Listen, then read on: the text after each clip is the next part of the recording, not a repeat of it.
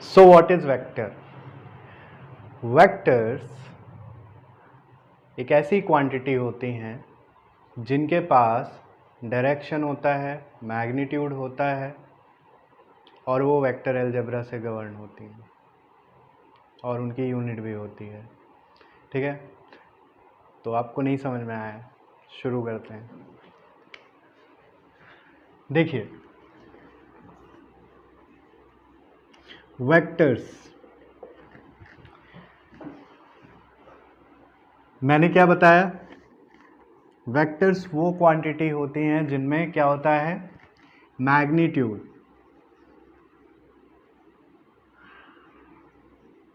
ठीक है, उनमें और क्या होता है? यूनिट। उनमें और क्या होता है? डायरेक्शन।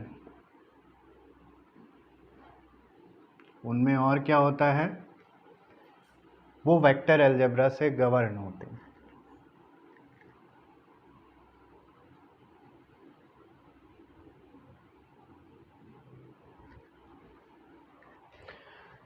ठीक है, तो इसे समझते हैं।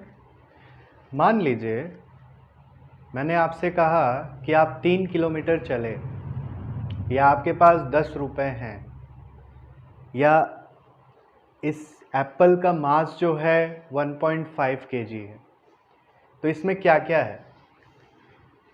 3 रुपए, 1.5 kg एप्पल, ठीक है, और 3 किलोमीटर आप चले। तो इसमें क्या है? आप कितना चले? आप 1.5, मतलब कितना सेब है? 1.5। कितना रुपए है? 3। कितना किलोमीटर चले? 3 किलोमीटर। तो ये सब क्या है? आप मैग्नीट्यूड बता रहे हैं। आप क्या बता रहे हैं? आप मैग्नीट्यूड बता रहे हैं। तो मैग्नीट्यूड क्या है? दैट इज न्यूमेरिकल क्वांटिटी जो आपकी क्वांटिटी डिसाइड करे। ठीक है, 1, 2, 1.5, 3, 4, 10, 1, वट एवर। यूनिट क्या होती है? कि उसको नापने के लिए आप क्या यूज कर रहे हैं। अब आप 10 kg नहीं चल सकते, आप 10 किलोमीटर चलते हैं। ठीक है, आपके पास 10 kg पैसे नहीं हो सकते, आपके पास 10 रुपए हो सकते हैं। ठीक है, आप 3 किलोमीटर एप्पल नहीं खरीद सकते, आप 3 किलोमीटर चल सकते हैं। तो जब भी यूनिट परफेक्ट मैग्नीट्यूड के साथ लगे तभी वो हमारे काम की होती है, नहीं तो एब्सर्ड हो जाएगी। Are you getting it? तो आपको ये बात समझ में आ गई मैग्नीट्यूड क्या होता है और यूनिट क्या होती है। बात आती है डायरेक्शन की। डायरेक्शन क्या होता है? ठीक है, आपने 10 kg का एप्पल नॉर्थ डायरेक्शन में खरीदा, इज इट एब्सर्ड ना? आप 3 किलोमीटर नॉर्थ गए, दिस इज गुड, एक्सेप्टेबल। आपने 3 रुपए जो है अपसाइड खर्च किए, दैट इज ऑल्सो वियर्ड। ठीक है, तो डायरेक्शन क्या, मैं इन सब के साथ डायरेक्शन नहीं लगा सकता, कुछ के साथ ही डायरेक्शन लगा सकता हूं।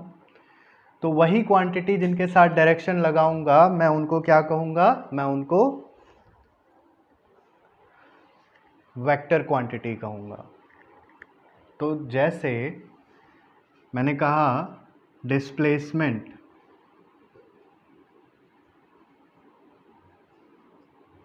मैंने बताई वेलोसिटी, इन सब के साथ डायरेक्शन एसोसिएटेड है। विदाउट डायरेक्शन ये डिफाइन नहीं की जा सकती। आपने फोर्स लगाया 3 न्यूटन का, कहाँ लगाया भाई? कोई दिशा तो होगी उसकी, कहीं भी नहीं लगा सकते। स्पेसिफिकली फोर्स को जब भी डिफाइन करेंगे तो आप बताएंगे आप कहाँ लगा रहे हैं, किस डायरेक्शन में लगा रहे हैं। आपने 3 kg एप्पल लिया, तो इसमें ज़रूरत नहीं है हमें डायरेक्शन की, आपने लिया, that is enough, complete sentence है।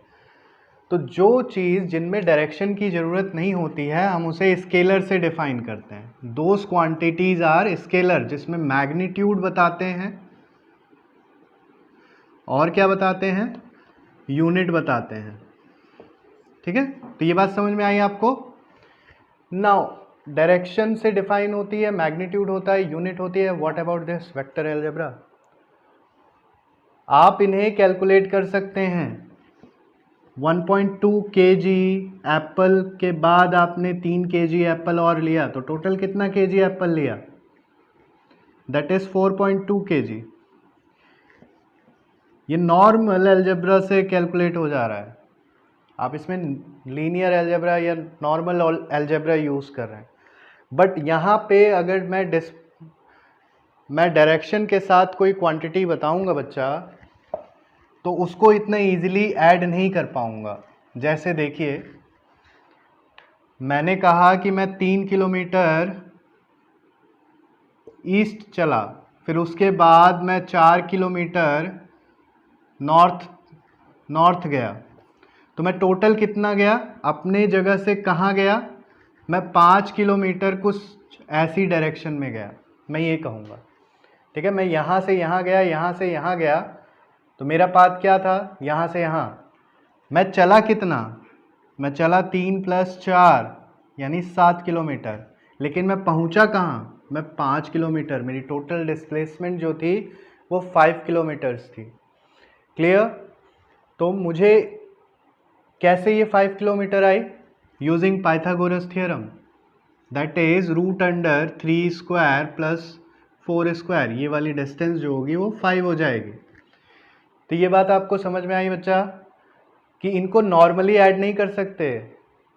अगर मैं ये कहता कि मेरी डिस्प्लेसमेंट 7 है, नहीं, डिस्प्लेसमेंट 7 नहीं है, मैं कितना दूर पहुंचा हूँ? 7 किलोमीटर दूर नहीं पहुंचा हूँ, मैं 5 किलोमीटर दूर पहुंचा हूँ। ठीक है, तो इनकी अलजेब्रा अलग होती है। जैसे बच्चे आप कंफ्यूज करते हैं, मोस्टली बच्चे, ये पॉइंट मैंने क्यों कहा, जैसे करंट में भी डायरेक्शन होता है। एक करंट फ्लो हो रही है, ठीक है, यहाँ पे एक जॉइंट आया, करंट नॉर्थ चली गई थोड़ी सी, और थोड़ी करंट जो है साउथ चली गई। ठीक है, करंट इस वायर में फ्लो हो रही है। अगर मैं इसे 3 एम्पियर लूँ तो ये करंट कहाँ गई? 1.5 एम्पियर नॉर्थ डायरेक्शन में चली गई, 1.5 एम्पियर साउथ डायरेक्शन में चली गई। ठीक है, तो क्या ये ऐड, मतलब इनमें डायरेक्शन भी है, मैग्नीट्यूड भी है, तो क्या ये वेक्टर क्वांटिटी है? नहीं, क्योंकि ये वेक्टर अलजेब्रा से गवर्न नहीं हो रही है। ओवरऑल मैं ऐड करूंगा तो टोटल करंट 1.5 + 1.5 की तरह ही ऐड करूंगा, दैट इज 3 एम्पियर। क्लियर? तो डायरेक्शन होने के बाद भी ये क्या है? ये वेक्टर क्वांटिटी नहीं है। क्लियर? नाउ तो थोड़ा बहुत आपको आइडिया लग गया होगा व्हाट इज वेक्टर क्वांटिटी, और उसके विपरीत होती है स्केलर क्वांटिटी। विपरीत क्या? जिसमें डायरेक्शन नहीं होता है वो स्केलर क्वांटिटीज़ हो जाती हैं। तो हमारा मेन कंसर्न है वेक्टर क्वांटिटीज़ के बारे में। रही बात डिस्प्लेसमेंट एंड वेलोसिटी की, इसको और भी अच्छे से हम आगे डिफाइन करेंगे। अभी के लिए इतना इंट्रोडक्शन बहुत है।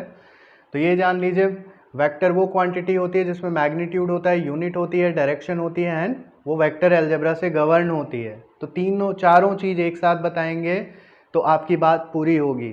Are you getting it? जैसे हमने करंट का केस देखा, डायरेक्शन तो है उसमें, लेकिन वो गवर्न वेक्टर कैलकुलस से नहीं होती, वो नॉर्मल वेक्टर अलजेब्रा से नहीं गवर्न होती है, वो नॉर्मल अलजेब्रा से गवर्न होती है। Are you getting it? Now आगे बढ़ते हैं। आगे ये आता है कि हमने जान ली कि वेक्टर होता क्या है, अब उसे दिखाते कैसे हैं, लिखते कैसे हैं, समझेंगे कैसे, चलिए देख लेते हैं।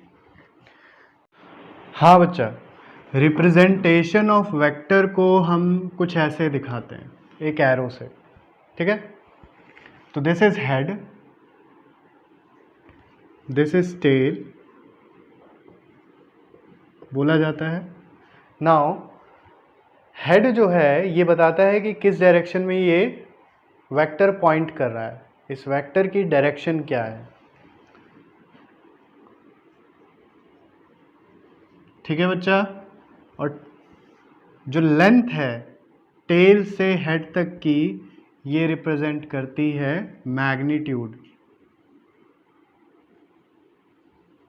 ठीक है, तो ये हो गया आपका pictorial representation of vector. Vector को डायग्राम से कैसे दिखाएंगे, ठीक। और अगर इसकी डायरेक्शन मैं अपोजिट कर दूं तो मैं इसे कुछ ऐसे रिप्रेजेंट करूंगा, अपोजिट डायरेक्शन के वेक्टर को, कि डायरेक्शन बदल गई लेकिन मैग्नीट्यूड सेम रहा, सेम मैग्नीट्यूड के वेक्टर की डायरेक्शन बदल गई। ठीक है, अपोजिट डायरेक्शन। मैं अगर कुछ इस डायरेक्शन में दिखाना होगा तो मैं इसे ऐसे दिखा दूंगा। ठीक है, लेंथ जो है मैग्नीट्यूड बताएगी और डायरेक्शन पॉइंट करेगी किस डायरेक्शन में हमारा वेक्टर रिप्रेजेंट कर रहा है। क्लियर। अगर मुझे दिखाना है कि आउटसाइड द बोर्ड क्या होगा, इनसाइड द बोर्ड क्या होगा, जैसे वेक्टर अंदर की डायरेक्शन मेरे पीछे की डायरेक्शन दिखा रहा होगा, मेरे फ्रंट की डायरेक्शन दिखा रहा होगा, तो उस सिनारियो को मैं कैसे रिप्रेजेंट करूंगा, that is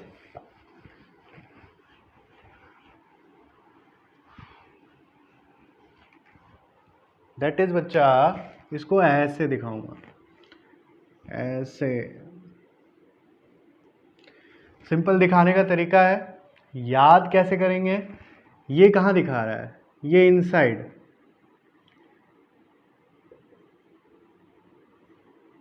this is outside pointing. ठीक है, ये इनसाइड पॉइंटिंग है, वो आउटसाइड पॉइंटिंग है। कैसे याद कैसे करेंगे, कुछ ऐसा बना होता है, ऐसी तीरें होती हैं। मैं इधर से इस तीर को देखूंगा, इस एरो को देखूंगा, तो मुझे क्या दिखेगा, ये पॉइंटिंग सिरा दिखेगा, बस एक डॉट दिखेगा। तो ये डॉट रिप्रेजेंट किससे कर रहा है कि ये वेक्टर जो है इधर आ रहा है। ठीक, मैं पीछे से देखूंगा तो मुझे पीछे से क्या सिनारियो दिखेगा, पीछे से क्रॉस टाइप दिखेगा। ऐसा नहीं होता है बच्चे, कुछ ऐसा।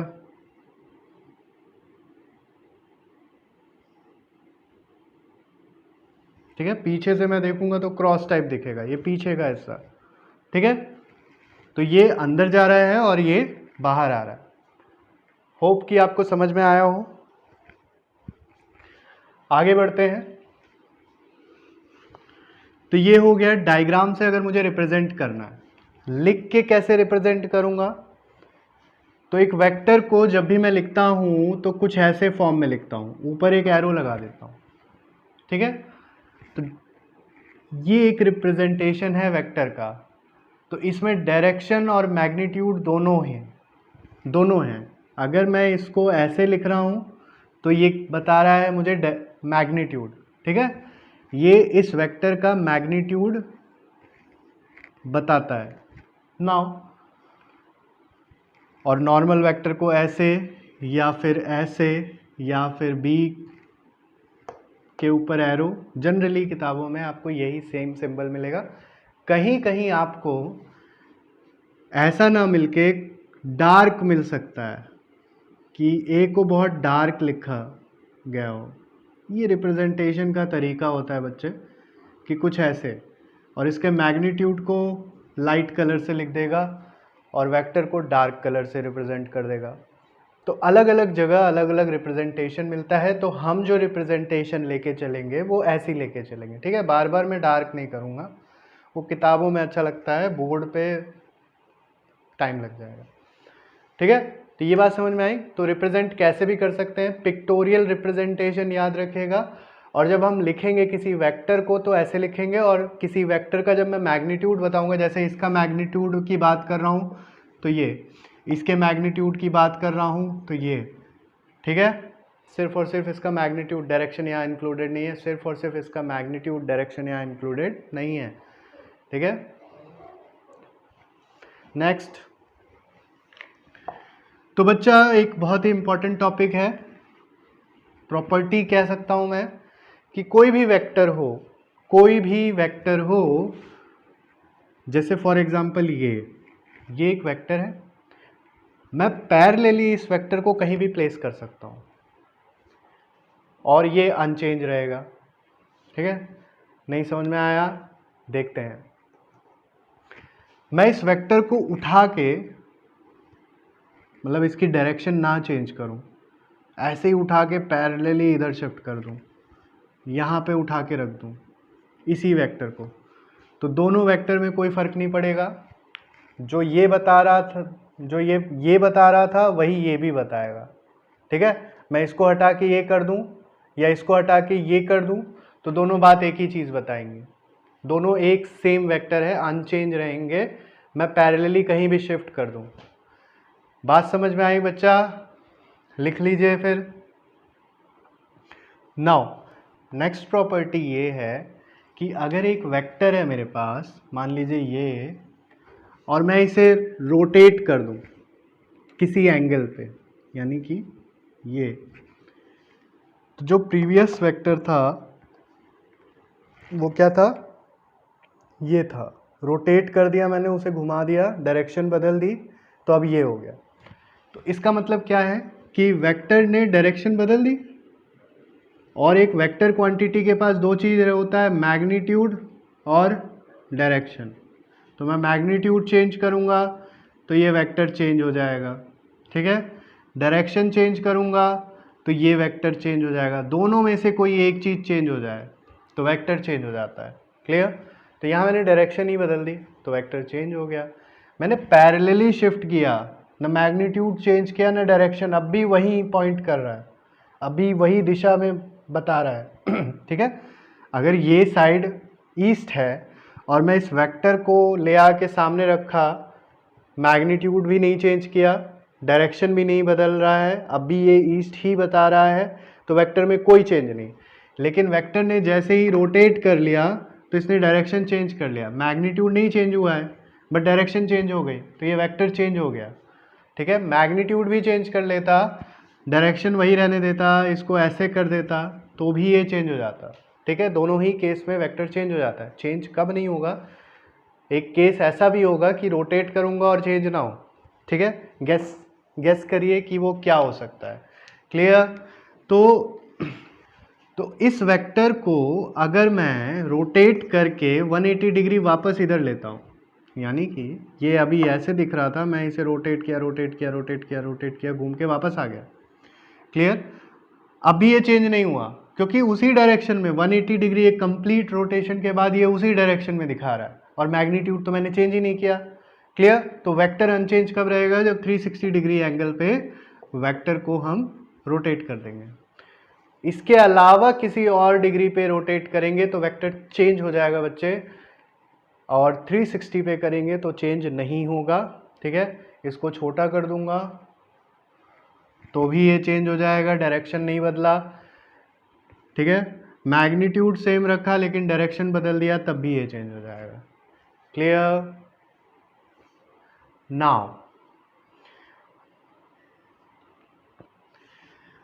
नाउ बच्चा, तो नेक्स्ट प्रॉपर्टी की ओर बढ़ते हैं। तो किसी भी वेक्टर को हम डिनोमिनेटर की तरह इस्तेमाल नहीं कर सकते। जैसे मैंने बताया, वेक्टर को ऐसे रिप्रेजेंट करता हूँ, ये एक वेक्टर है, तो किसी क्वांटिटी को वेक्टर से डिवाइड नहीं कर सकते। फॉर एग्जांपल दिस इज 10, ठीक है, और 20 और 2, ये नहीं कर सकते, ये इनवैलिड स्टेटमेंट है। ठीक है, ये होता ही नहीं कुछ, लेकिन ये काम आप कर सकते हैं। क्लियर? वेक्टर को डिवाइड कर सकते हैं किसी क्वांटिटी से। ठीक है, 10 से डिवाइड कर लीजिए, 20 से डिवाइड कर लीजिए, 30 से डिवाइड कर लीजिए, बट ये काम नहीं कर सकते। वेक्टर को डिनोमिनेटर में नहीं रख सकते, वेक्टर को न्यूमरेटर में रखेंगे। ओके, तो this is an absurd expression, this is a valid expression. Clear? Note कर लीजिए। Next, unit vector. ठीक है, यूनिट वेक्टर क्या होता है? जैसा नाम शो कर रहा है कि एक ऐसा वेक्टर जो यूनिट हो। हाँ, देखते हैं बच्चा, यूनिट वेक्टर।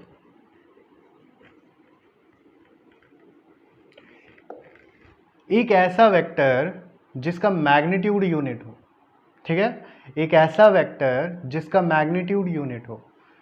हमारे वेक्टर में दो क्वांटिटी होती हैं, क्या क्या, मैग्नीट्यूड और डायरेक्शन, ठीक है। इन दो चीज़ों से मिलकर एक वेक्टर बनता है।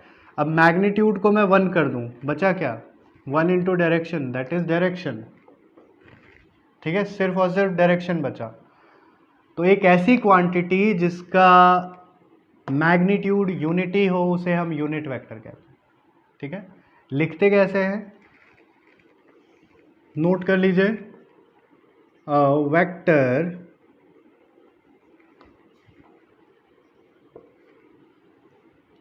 having magnitude unity, clear। Now represent कैसे करते हैं, एक कैप से, एक कैप से। वेक्टर को कैसे रिप्रेजेंट करते हैं, ए से। इसका जो यूनिट वेक्टर होगा उसको रिप्रेजेंट करेंगे ए कैप से। Then this A cap is equals to vector A upon mod of A. Clear बच्चे, ये याद रहेगा, याद कर लीजिए। अभी न्यूमेरिकल पढ़ेंगे तो और बेटर इन अंडरस्टैंडिंग होगी। बहुत सारे न्यूमेरिकल करने वाले हैं हम, घबराइए नहीं। नाउ यूनिट वेक्टर की कोई भी यूनिट नहीं होती है, it's a unit less quantity. इसकी कोई यूनिट नहीं होती है, क्लियर। यहां देख सकते हो, यहाँ देख सकते हैं आप, वेक्टर की यूनिट होगी, उसके मैग्नीट्यूड की भी सेम ही यूनिट होगी, तो दोनों कैंसिल आउट हो जाएंगी, तो इसकी कोई यूनिट नहीं होती है मैथमेटिकली, क्लियर। तो this is our unit vector. Representation का तरीका ये होता है, this is definition of unit vector, and इसकी कोई यूनिट नहीं होती, ये इसकी प्रॉपर्टी होती है। अब बढ़ते हैं अपने नेक्स्ट टॉपिक की तरफ, रिप्रेजेंटेशन ऑफ यूनिट वेक्टर, ये क्या होता है, तो देख लेते हैं बच्चा। रिप्रेजेंटेशन ऑफ यूनिट वेक्टर, ठीक है। तो जब भी मुझे एक्स डायरेक्शन की यूनिट एक्स डायरेक्शन में यूनिट वेक्टर बताना होगा, और वाई डायरेक्शन में यूनिट वेक्टर बताना होगा, और जेड डायरेक्शन में यूनिट वेक्टर बताना होगा, तो मैं कैसे बताऊंगा। तो इस डायरेक्शन का यूनिट वेक्टर को हम रिप्रेजेंट करते हैं आई कैप से। एक्स डायरेक्शन के यूनिट वेक्टर को हम आई कैप से रिप्रेजेंट करते हैं। जैसे अगर मैं कहूँ कि मैं एक्स एक्सिस पे 10 यूनिट चला, तो इसको क्या मैं कहूँगा, मैग्नीट्यूड 10 यूनिट और डायरेक्शन आई कैप। यानी ये जो एक्सप्रेशन लिखा हुआ है इसका मतलब ये है कि मैं एक्स एक्सिस पे 10 यूनिट चला, ठीक है। वाई एक्सिस का रिप्रेजेंटेशन ऐसे होता है बच्चे, किताब में लिखा है, ये सिर्फ और सिर्फ आपकी भाषा को सरल बनाने के लिए, जो आपकी लैंग्वेज है। अब मैं ये बोलूँ कि मैं एक्स एक्सिस में 10 यूनिट चला, तो ये थोड़ा लंबा हो जा रहा है, इसको ऐसे लिख सकता हूँ मैं सीधा 10 आई कैप, क्लियर। वाई के लिए जे कैप, ठीक है, y के लिए j कैप। अगर मैं y एक्सिस पे 3 यूनिट चला तो मैं क्या लिखूंगा, 3j कैप, क्लियर। ऐसे ही z एक्सिस के लिए k cap. Hope you understand बच्चा, इजी है बहुत, समझ में आ जाना चाहिए, ठीक है। तो ये याद रखिएगा, इसका भी यूज़ आगे होने वाला है। अभी हम टूल इकट्ठे कर रहे हैं, वेक्टर को समझने के लिए हम टूल्स इकट्ठे कर रहे हैं। Now next, zero vector. ये जीरो वेक्टर क्या होता है, ठीक है। ये होता कुछ नहीं है, लेकिन फिर भी होता है। नहीं समझ में आया? समझते हैं। तो जीरो वेक्टर एक लॉजिकल नेसेसिटी बन जाता है फिजिक्स के लिए। क्यों? क्योंकि अगर मैं एक वेक्टर को उसी वेक्टर में सब्ट्रैक्ट कर दूं तो एंटिटी क्या आएगी? ज़ीरो आएगी। ठीक है, एक वेक्टर को उसी वेक्टर में सब्ट्रैक्ट कर दूं तो result will be zero, and this zero is called zero vector. इसे नल वेक्टर भी कहते हैं।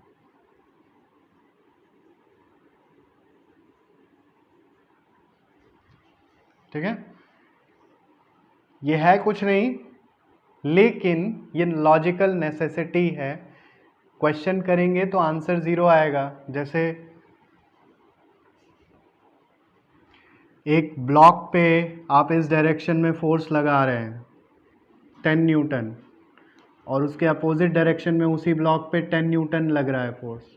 ठीक है, तो ये फोर्स बैलेंस है। ये 10 न्यूटन एक्स की डायरेक्शन में लग रहा है, 10 आई कैप। ठीक है, ये 10 न्यूटन माइनस एक्स की डायरेक्शन में लग रहा है, minus 10 I cap, that is equals to 0 newton. और इस नल वेक्टर की कोई डायरेक्शन नहीं होती है। ठीक है, ये याद रखिएगा। इट हैज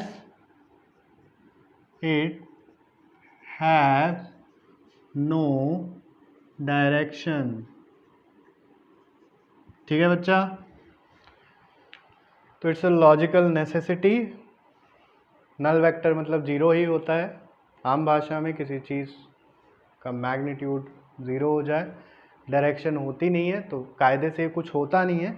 लेकिन चूंकि दोनों वेक्टर, दोनों फोर्सेस इधर बैलेंस है, तो दोनों फोर्स मिलके ज़ीरो बना रही हैं, तो इसे नल वेक्टर कह देते हैं। Are you getting it? Next, तो नेक्स्ट प्रॉपर्टी बच्चे हैं पैरेलल वेक्टर्स। ठीक है, पैरेलल वेक्टर्स क्या होते हैं?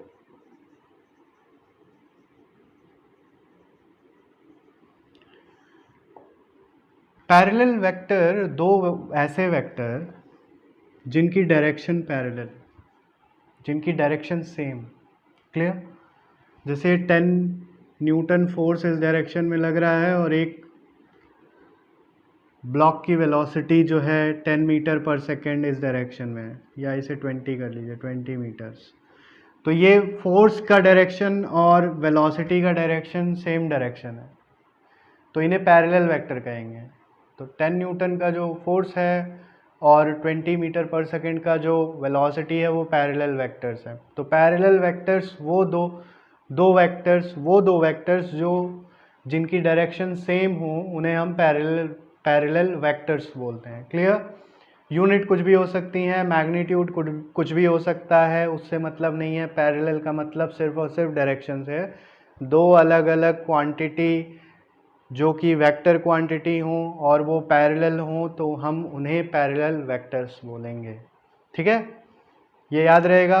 Anti parallel vector, anti parallel vector, anti parallel vector वो वेक्टर होते हैं जिनकी डायरेक्शन अपोजिट होती है। That's it. मैग्नीट्यूड कुछ भी हो सकता है। ये इसको ले लीजिए, 30 मीटर पर सेकेंड की वेलोसिटी से इधर जा रहा है, फोर्स इधर लग रहा है, तो these are anti parallel vectors. Clear? Anti parallel vectors की अगर हम टेल से टेल जॉइंट करें, जैसे ये वेक्टर है, इसकी टेल को इस वेक्टर से ज्वाइन करें, जो कि ज्वाइन कर सकते हैं क्योंकि पैरेलल हम मूव कर सकते हैं वेक्टर को, तो 180 डिग्री एंगल आता है। तो दो वेक्टर्स के बीच अगर 180 डिग्री का एंगल है तो उन्हें एंटी पैरेलल कहते हैं। और कैसे? डायरेक्शन अपोजिट है तो उन्हें एंटी पैरेलल कहते हैं। यूनिट कुछ भी हो सकती हैं, वो एंटिटी, वेक्टर एंटिटी कुछ भी हो सकती हैं, लेकिन उनकी डायरेक्शन अपोजिट होनी चाहिए एंटी पैरेलल कहलाने के लिए। आर यू गेटिंग इट बच्चा? नेक्स्ट, तो नेक्स्ट टॉपिक है हमारा कोलिनियर वेक्टर्स। तो कोलिनियर वेक्टर्स होते क्या हैं? वो vectors, those vectors which can be arranged in same line are called collinear vector। तो इसका मतलब क्या है? इसका मतलब ये है कि या तो वेक्टर्स के बीच का एंगल 0 डिग्री होगा। चलिए एंगल की बात अभी हमने नहीं की है तो एंगल से समझाएंगे हम। तो ऐसे वेक्टर जो एक लाइन में लाए जा सकें, ये दो वेक्टर्स हैं, ठीक है। मैंने आपसे कहा कि मैं पैरेलली वेक्टर को शिफ्ट करूंगा तो कोई फर्क नहीं पड़ेगा, इसको उठा दिया मैंने, यहाँ से गायब करके इसको यहाँ ले आया, मैं एक लाइन में ले आया, टेल से टेल कनेक्ट किया और ये सब स्ट्रेट लाइन में आ गए, तो ऐसे वेक्टर्स को कोलिनियर वेक्टर कहेंगे। दूसरा एग्जाम्पल, दो ऐसे वेक्टर हैं, मैं इसको उठा के इधर ले आया, पैरेलल में शिफ्ट कर सकता हूँ कोई चेंज किए बिना। ये वेक्टर जो पहले था वो अब भी वही वेक्टर है सेम। अगर ये एक लाइन में आ जाते हैं तो उन वेक्टर को कहूँगा collinear vector. Are you getting it? Angle के उसमें देखें तो अगर 180 डिग्री एंगल हो जाता है, यानी एक स्ट्रेट लाइन में आ जाते हैं, यहाँ पे एक दूसरे, इसी को इसके ऊपर रख दूँ तो ये क्या हो जाएगा, 0 डिग्री एंगल पे हो जाएगा। तो या तो 0 डिग्री एंगल पे दो वेक्टर आ जाए या तो 180 डिग्री पे दो वेक्टर आ जाए, तो उन वेक्टर्स को हम कोलिनियर कहते हैं। Are you getting it? तो ये एंगल की भाषा है, एंगल अभी डिटेल में करेंगे। क्लियर?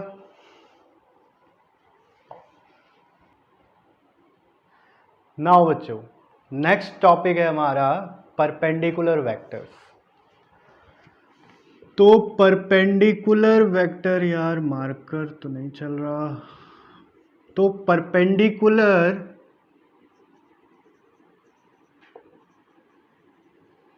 वेक्टर्स होते क्या हैं? ठीक है, दो वेक्टर जो आपस में परपेंडिकुलर हों, यानी कि ये इस डायरेक्शन को दिखा रहा है तो ये इसकी परपेंडिकुलर डायरेक्शन को शो करे, तो उसे हम परपेंडिकुलर वेक्टर्स कहते हैं। ठीक है, तो कोई भी दो वेक्टर जिनके बीच की एंगल 90 डिग्री हो तो उन्हें हम परपेंडिकुलर वेक्टर्स बोलते हैं। बहुत ही सिंपल सा है। इसको एक और नाम देते हैं, इसको हम कहते हैं ऑर्थोगोनल वेक्टर्स। ठीक है बच्चा, या तो परपेंडिकुलर वेक्टर पूछा जाएगा या तो ऑर्थोगोनल वेक्टर, बात दोनों एक ही कर रहे हैं कि दो वेक्टर 90 डिग्री एंगल पे हो और एक बार में एक स्पेस में कितने वेक्टर 90 डिग्री पे हो सकते हैं आपस में म्यूचुअली। ठीक है, तो सोचिए, कुछ दिमाग में क्लिक किया? ठीक है, तो एक बार में तीन वेक्टर आपस में परपेंडिकुलर हो सकते हैं एक स्पेस में। कैसे? एक x डायरेक्शन में, एक y डायरेक्शन में, सबसे बेसिक वाला लेते हैं, एक z डायरेक्शन में। ठीक है, ये तीन वेक्टर तीन डायरेक्शन को रिप्रेजेंट कर रहे हैं, ये आपस में परपेंडिकुलर हैं बच्चा।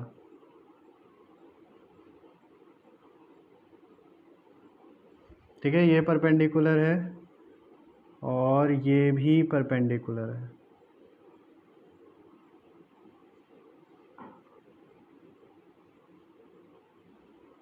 इसको ऐसे लीजिए,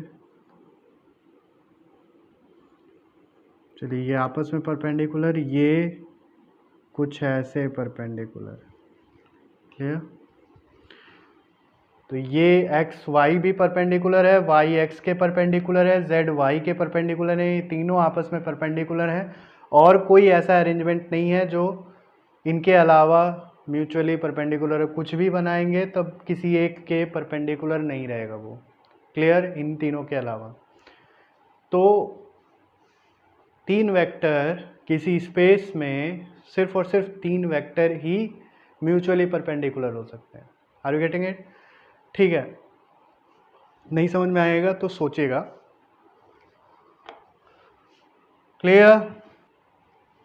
ठीक है बच्चा, अभी तक हमने क्या किया? अभी तक हमने बेसिक प्रॉपर्टी देख ली, थोड़ा बहुत अंडरस्टैंडिंग डेवलप की। तो उन अंडरस्टैंडिंग के बल पे चलिए दो एक क्वेश्चन कर लेते हैं। ठीक, मान लीजिए एक वेक्टर ए है, मैं इसे कहता हूं ये पैरेलल किसके है, वेक्टर सी के। क्लियर, ये क्वेश्चन है, vector A parallel to vector C है।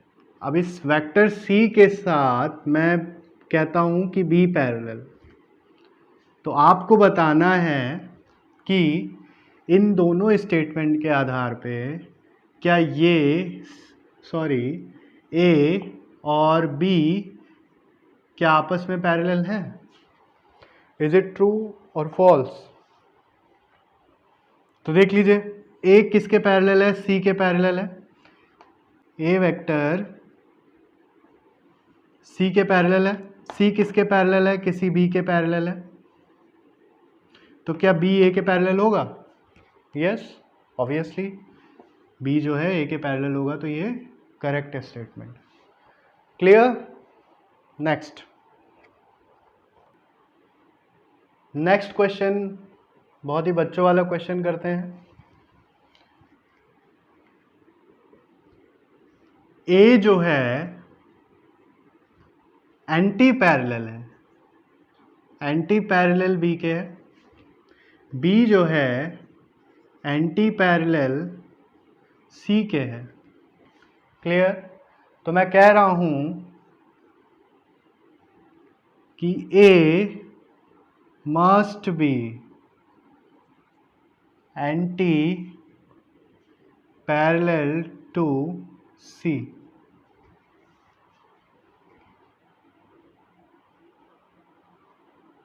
सोचा, ठीक है, देखते हैं,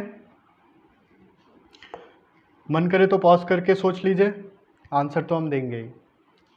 क्लियर, तो देखिए ए किसके एंटी पैरेलल है, बी के एंटी पैरेलल, मतलब अपोजिट डायरेक्शन, और तो ये हो जाएगा, और बी जो है सी के एंटी पैरेलल है, मीन्स सी जो है वो कुछ इस डायरेक्शन में है।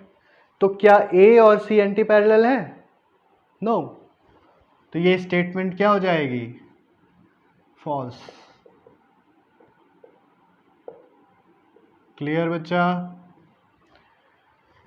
तो बात समझ में आई, छोटी छोटी बातें हैं।